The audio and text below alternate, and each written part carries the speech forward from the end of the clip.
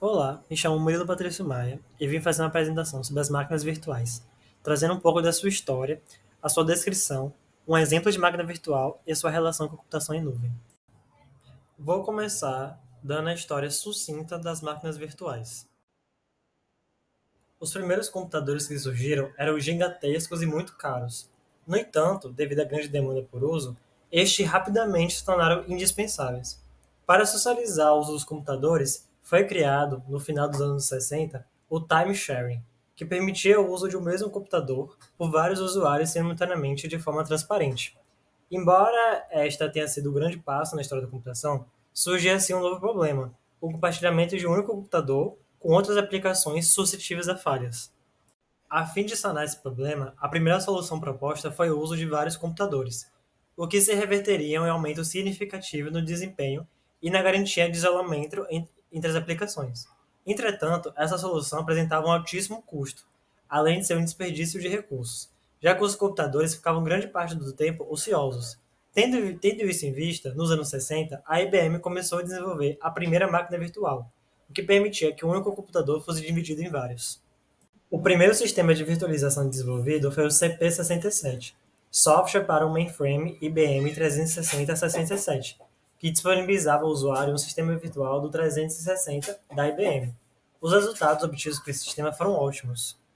Após o CP67, a IBM lançou o VM370, um VMM, Virtual Machine Monitor, ou monitor de máquina virtual, para o sistema 370, com arquitetura estendida, ou seja, algumas instruções gestas que permitiam a virtualização. Agora eu vou dar uma descrição sobre o que é uma máquina virtual, como ela funciona e quais são seus componentes. A virtualização permite que em uma mesma máquina seja executada simultaneamente dois ou mais ambientes distintos e isolados. Este conceito de virtualização remonta aos antigos mainframes, que deviam ser divididos por vários usuários em grandes e ambientes de aplicações completamente diferentes. Essa realidade da década de 70 foi em grande parte superada nos anos de 80 e 90, com o surgimento dos computadores pessoais. No entanto, atualmente há uma onda crescente de interesse sobre as técnicas de virtualização. Temos que definir dois conceitos: o uso de sistemas operacionais hospedeiros e o de sistemas operacionais visitantes. O primeiro, sistema operacional hospedeiro, ou também chamado de Host Operating System, refere ao sistema operacional nativo da máquina no qual ocorrerá a virtualização, ou seja, este é o sistema operacional que é executado diretamente sobre o hardware físico.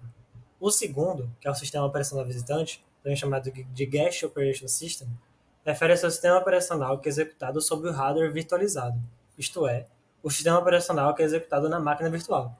Uma máquina no qual é feita a virtualização pode contar com apenas um sistema operacional hospedeiro, sendo executado por vez. No entanto, podem ser executados diversos SOs visitantes simultaneamente.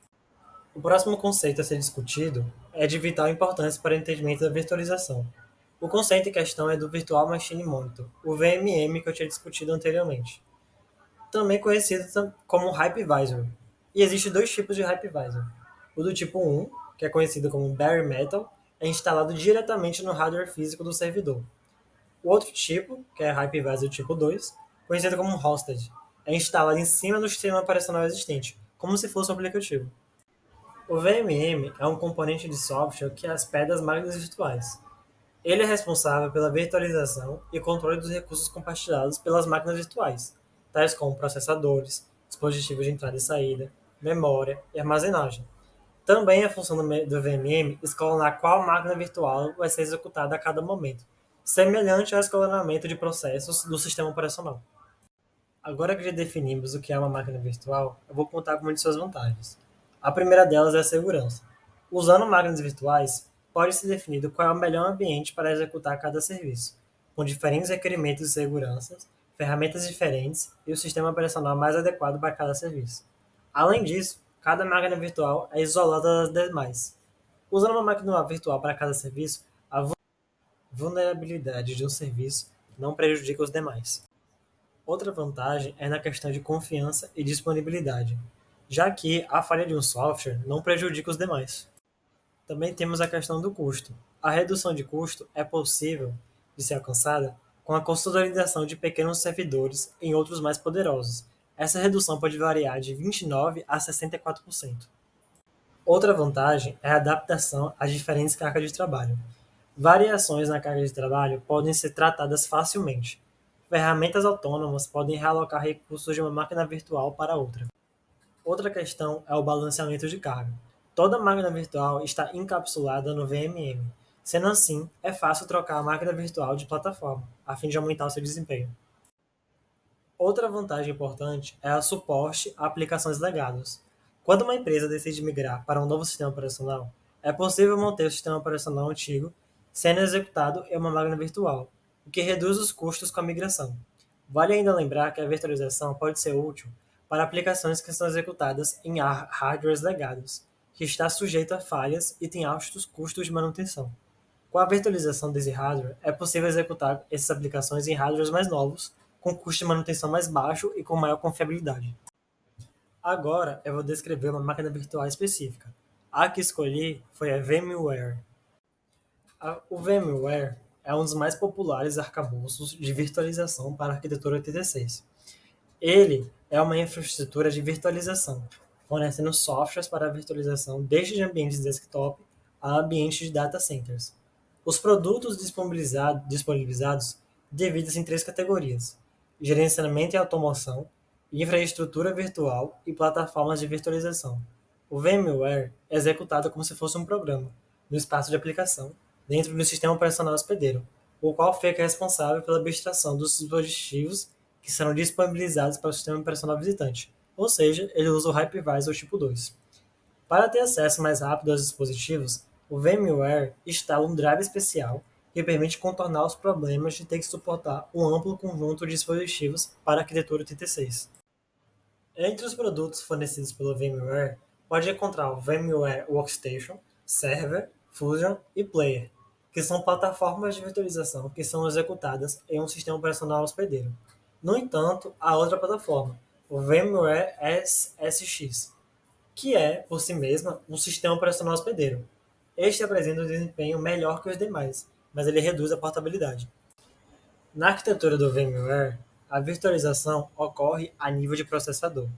As instruções privilegiadas a serem executadas são capturadas e virtualizadas pelo VMM, enquanto que as outras instruções são executadas diretamente no processador hospedeiro. Os recursos de hardware também são virtualizados. O suporte para os diversos dispositivos é fornecido pelo próprio sistema operacional hospedeiro. Para ter acesso aos dispositivos, o VMware instala um driver de dispositivo, o VMware Driver. Esse driver põe a placa de rede em modo promíscuo, recebendo todos os quadros da internet, e cria uma ponte, ou seja, uma bridge, que encaminha os quadros para o sistema hóspede ou para a máquina virtual especificada. Agora eu vou falar sobre a relação das máquinas virtuais com a computação em nuvem. As ferramentas de virtualização têm um papel fundamental no crescimento da utilização da computação em nuvem. Por meio da virtualização, é possível realizar a migração de máquinas virtuais de um provedor de serviços de nuvem, proporcionando a utilização eficiente dos recursos.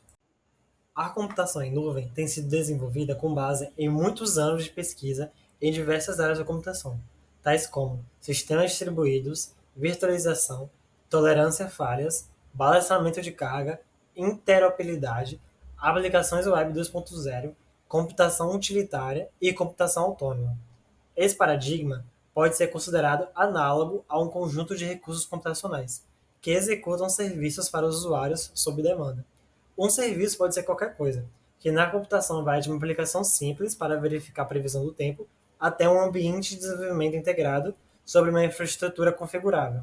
Assim, a nuvem deve ser continuamente monitorada, avaliada e adaptada para garantir um nível adequado de qualidade de serviço, QoS. Além de todos esses desafios, é necessário que exista um mecanismo de gerência eficiente dos recursos, permitindo otimizar o processo, armazenamento de dados, rede de comunicação e tecnologias fundamentais, como, por exemplo, a virtualização. Ao longo dos anos, os sistemas computacionais, em suas diversas aplicações, como jogos, serviços de hospedagem ou pesquisas no âmbito acadêmico e industrial, têm demandado cada vez mais poder computacional. Apesar dos avanços tecnológicos, dos dispositivos de processamento e armazenamento, apenas uma fração dessa capacidade é aproveitada, deixando recursos ociosos por uma boa parte do tempo. Uma boa utilização desses recursos torna-se essencial, principalmente quando não há limitação de espaço físico ou recursos financeiros. A virtualização é uma solução na busca pela utilização eficiente dos recursos. Por meio de sua capacidade de executar diferentes sistemas operacionais simultaneamente sobre o mesmo hardware, a virtualização tem auxiliado em um melhor gerenciamento dos recursos, visando atingir um melhor desempenho e atender aplicações de maior custo computacional, o que demandam maior disponibilidade e segurança. Um dos benefícios da virtualização é a possibilidade de oferecer a migração de máquinas virtuais, utilizando os recursos físicos de forma eficiente. Dessa forma, as técnicas de migração visam reduzir a energia consumida, o que remete a uma economia de recursos, que é o foco principal da computação verde. E aqui eu finalizo a minha apresentação. Aqui eu trago as duas referências que eu usei para a apresentação. São dois artigos científicos. Muito obrigado.